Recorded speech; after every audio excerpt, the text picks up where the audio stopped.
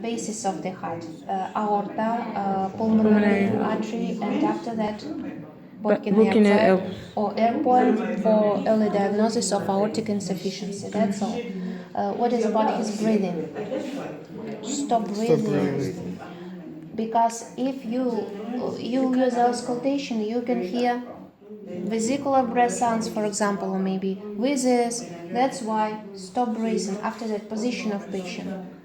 Different types: lying, mitral regurgitation, sitting, aortic insufficiency. What else?